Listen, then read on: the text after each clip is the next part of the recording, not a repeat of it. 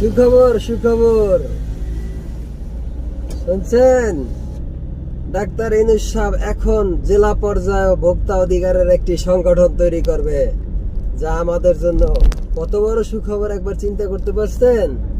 হ্যাঁ, জেলা পর্যায়ে যদি ভোক্তা অধিকার ঢুকাই দেয়, এদের একটা সংগঠন তৈরি হয়, তাহলে আমাদের এই দ্রব্যমূল্য নিয়ে আর কোনো টেনশন থাকবে না ইনশাল্লাহ। এখন তো নাই, মোটামুটি একটু পর্যায়ে আসে, চালটা একটু দামটা বেশি আছে, এটাও ইনশাল্লাহ ঠিক করে ফেলাইবে।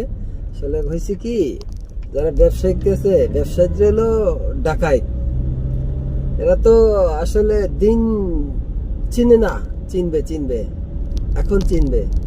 ডাক্তার ইউনূস সাহেব যে উদ্যোগ নিচ্ছে, আমরা ইনশাল্লাহ 4টা ডাল ভাত খাইতে পারবো ভাই। সবাই ওনার জন্য দোয়া করেন এবং ভবিষ্যৎবাণীর জন্য যেন এই ধরনের সরকার থাকে বা উনি যেন থাকতে পারে, এরকমের কিছু একটা আশা যেন আমরা সবসময় করতে পারি।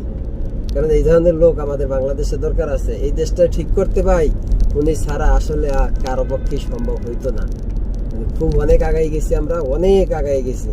ইনশাল্লাহ সবাই ভালো থাকবেন।